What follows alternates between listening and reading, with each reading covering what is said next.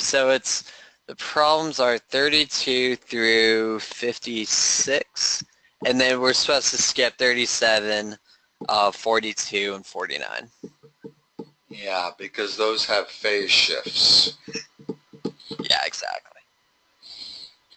The only thing you've learned so far is amplitude and period. Mm-hmm. Right? Right. You haven't dealt with any kind of a horizontal shift or a vertical shift. No, When not you yet. have something like this x minus pi over 2, that's a horizontal shift. It's a horizontal shift of pi over 2 to the right. Just like it would be if I told you that you had a parabola that was x minus 2 squared. That would be the same as y equal x squared, only the vertex would be shifted 2 units to the right. Right. So it's always x minus h. So you get the calculus. Now, here's the problem. How do we get you to graph these? Well, let's see how good you are at describing it to me.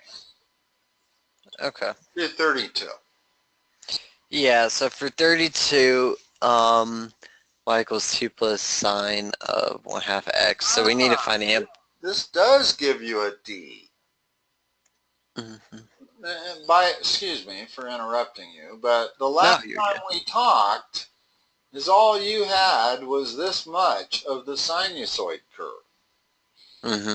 You had where you could vary the amplitude, and you had where you could vary b, which varied the period.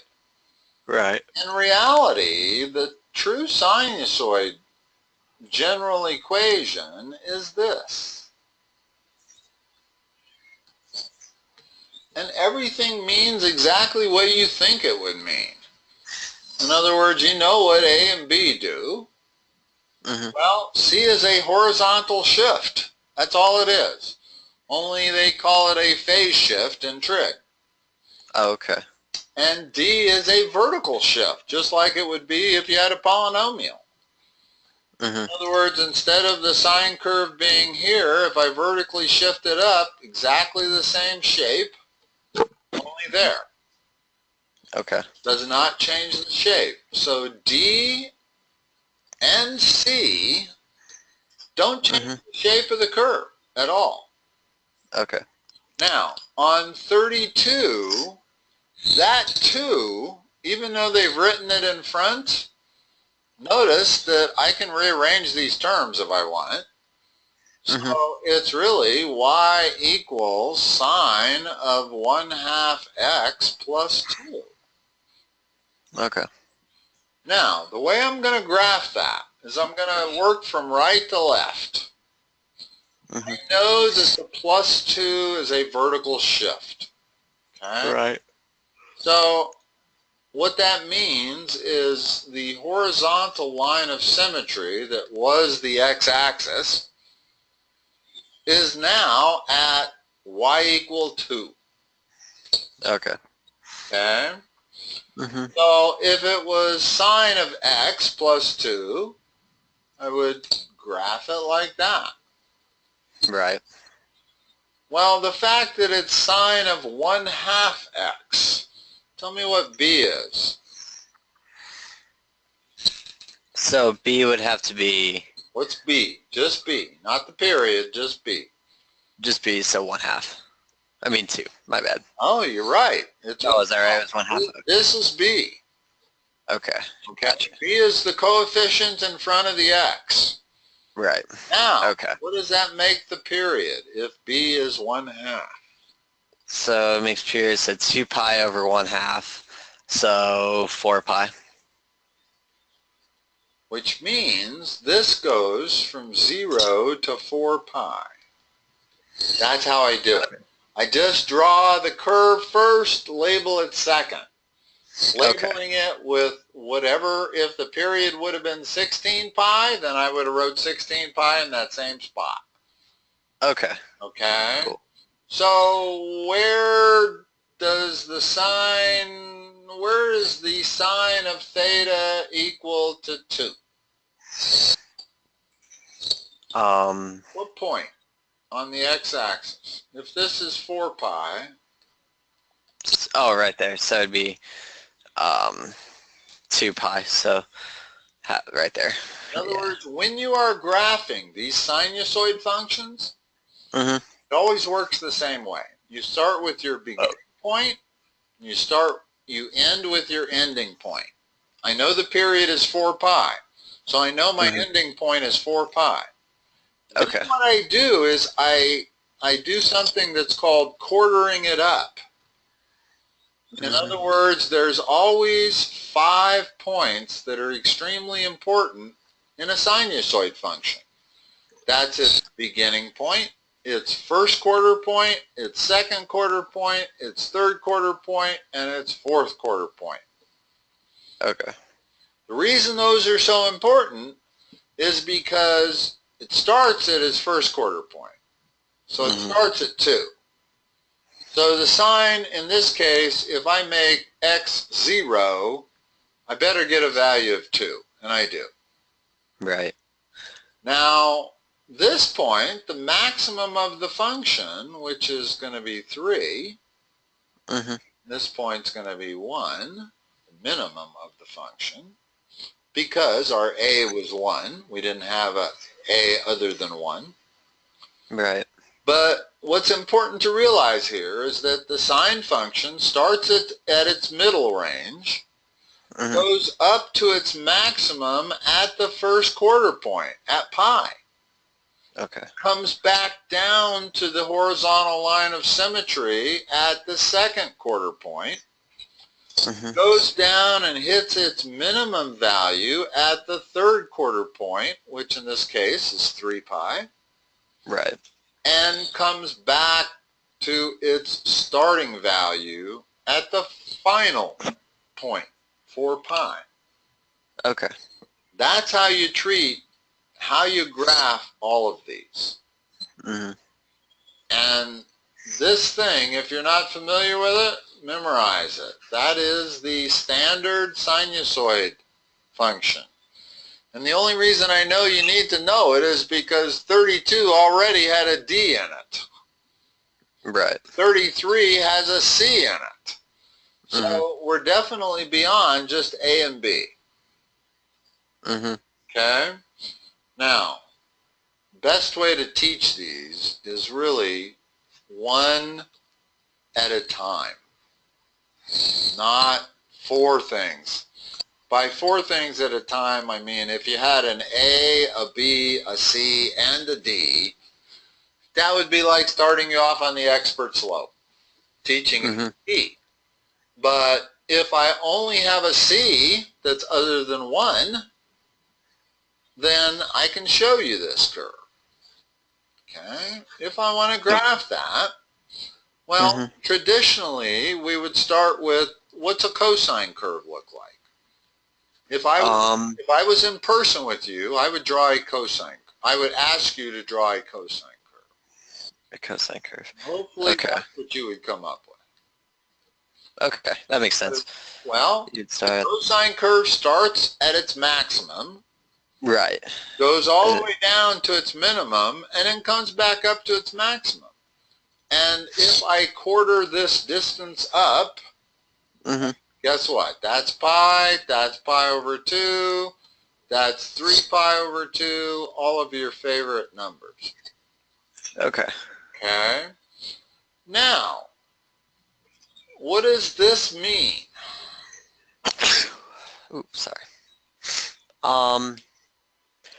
So that means it would be a horizontal shift of... Of how much?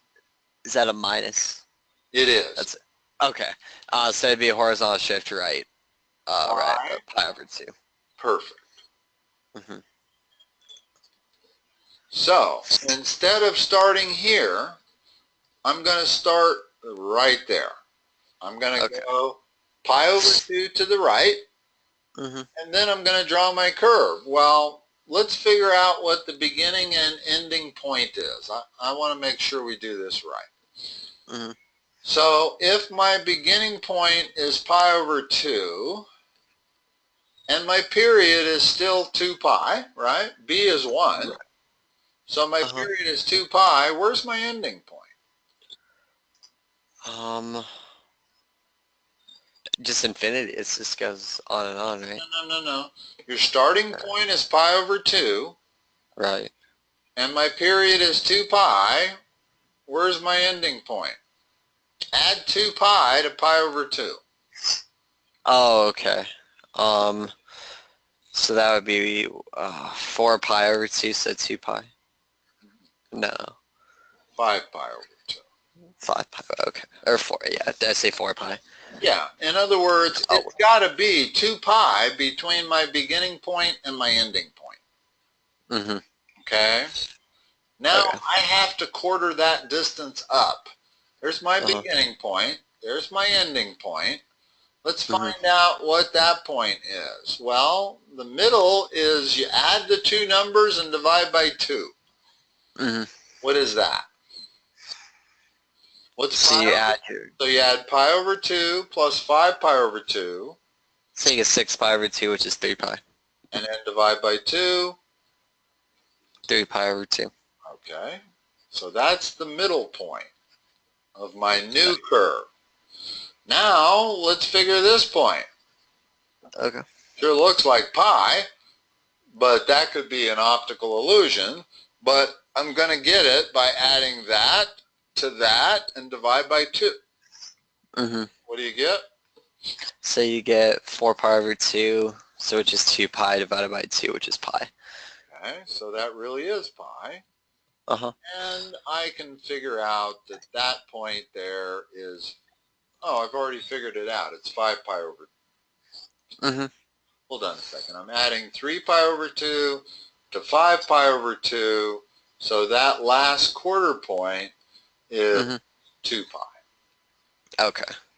Okay. So here's my 4 quarter points. There, there, there, there, there. I should have said 5 quarter points because there's always 5. There's your starting point and there's your ending point. Okay. Now, let me show you how to graph this. There's your starting point, right? I'm starting at pi over 2, and I know cosine starts at its peak, which is 1.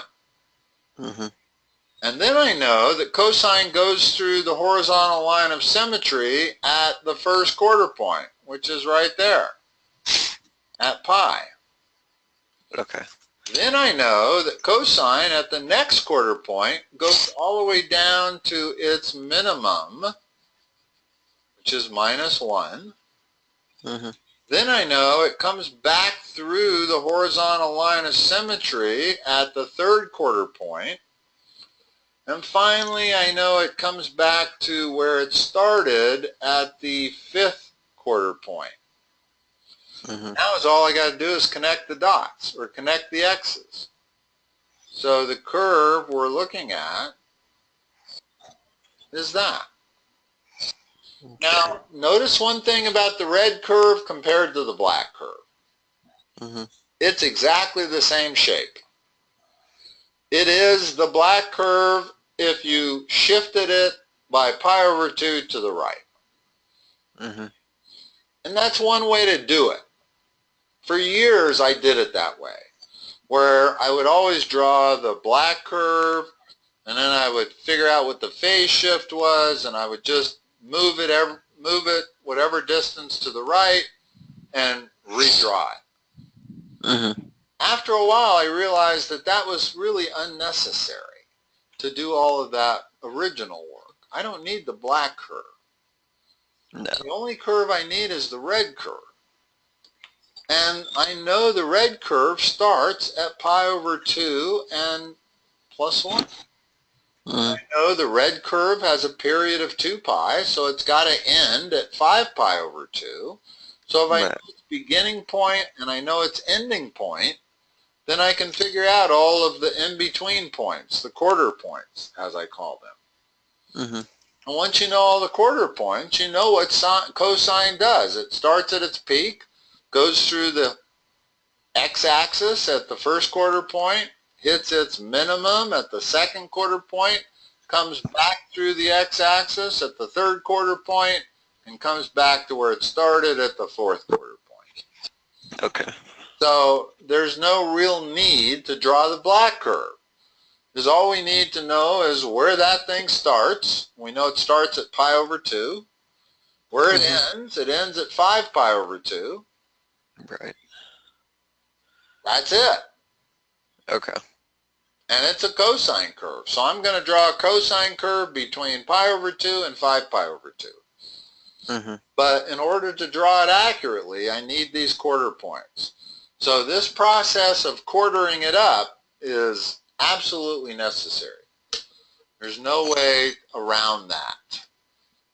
You've got to be able to quarter it up no matter what it is. And some of them can be kind of tough.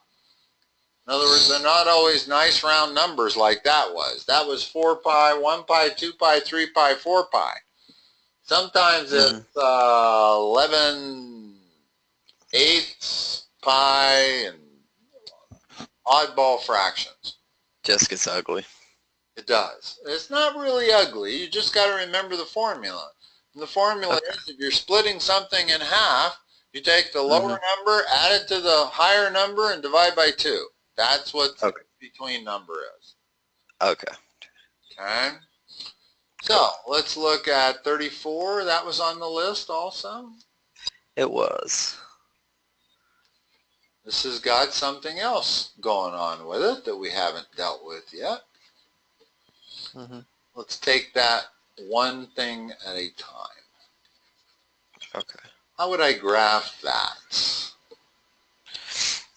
So, again, you said find the amplitude and period first.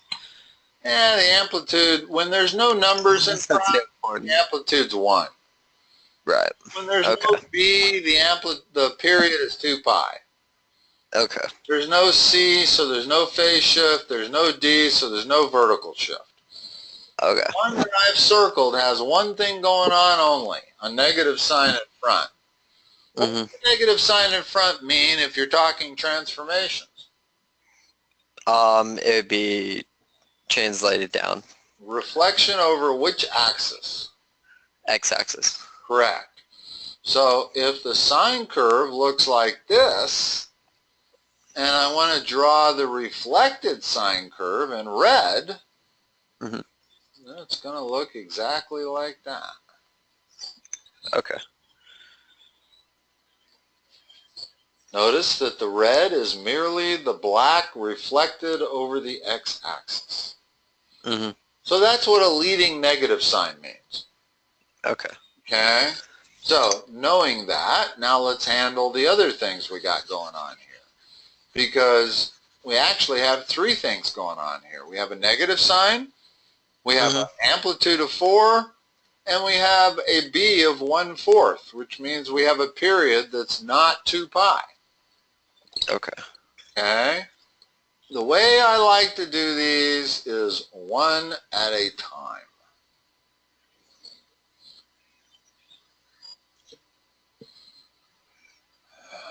So, the negative sign makes it look like this. Okay? And I'm going to label that. That is y equal minus sine of x. That's all it is. Goes up to 1, goes down to minus 1, goes out to 2 pi. Just like y equals sine of x, only it's reflected about the x-axis. Okay. Now, let's handle the 4 next. What's that cause the function to do? Be translated down 4 units. Not translated down 4 units. It's a shift. It's a vertical shift by a factor of 4. Okay, now the way I've drawn this, I can't truly draw it because I didn't give myself enough room. But if I were to do just the vertical shift,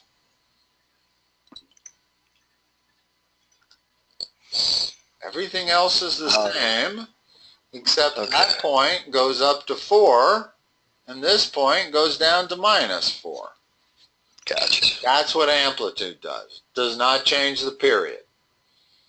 So my red curve is y equals minus 4 sine x. Okay. Not to the whole thing. We still got to handle that 1/4. Mm-hmm. Well, in green, I'm going to deal with all of it. B is 1/4. What's my period going to be?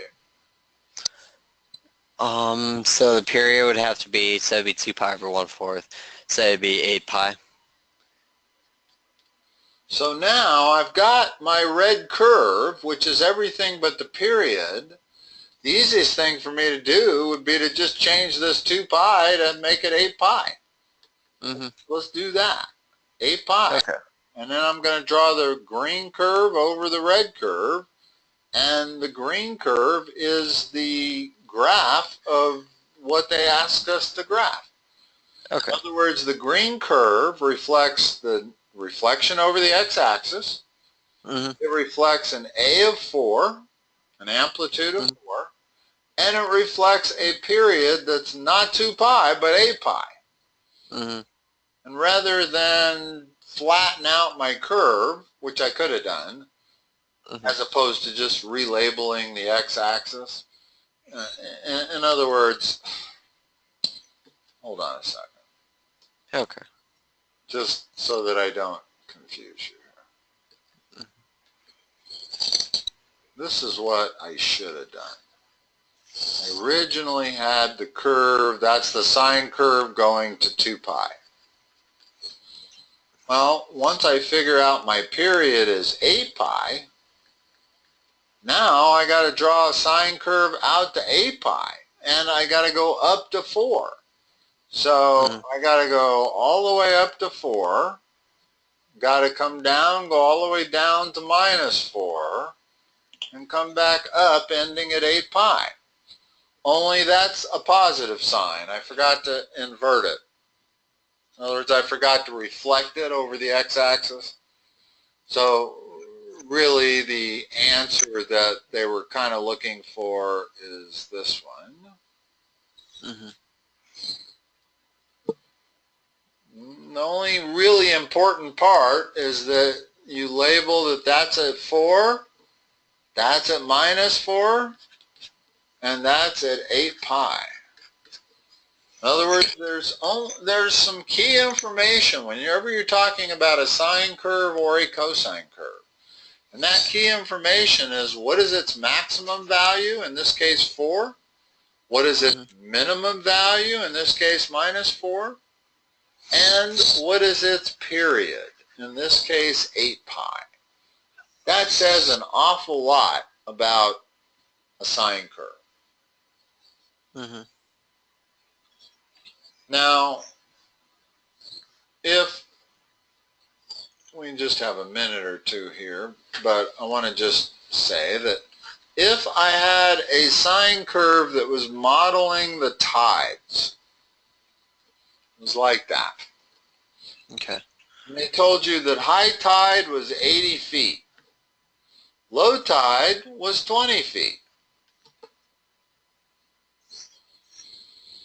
That immediately gives me A, because I can take the maximum minus the minimum and divide by 2.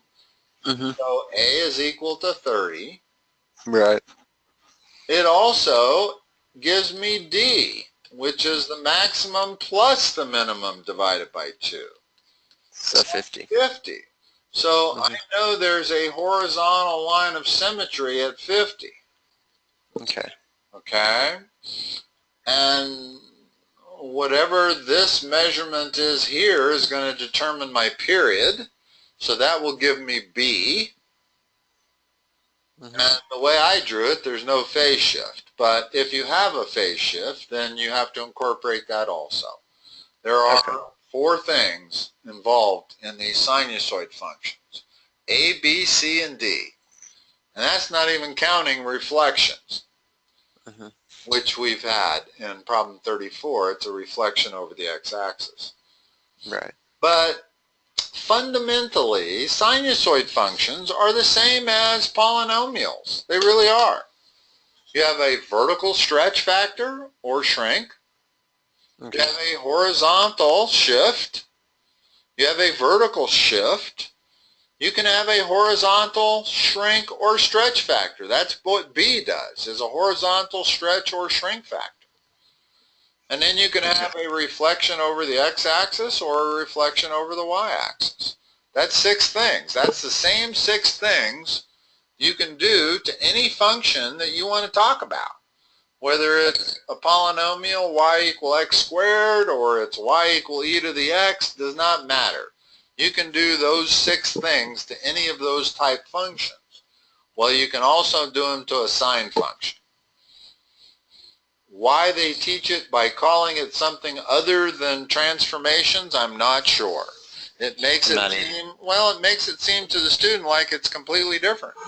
It really is. Makes it more confusing. I know. They just try to confuse. It's exactly the same. I agree totally. They should call them vertical stretches, vertical shifts, horizontal stretches, horizontal shifts, vertical reflections, horizontal reflections. The same terminology that they used when we weren't in trig. And it is exactly the same. So keep that in mind, that it really is no different. All right, Dylan. We'll let you go. Good luck. Sounds good. Baseball game. You got thank Saturday? you later.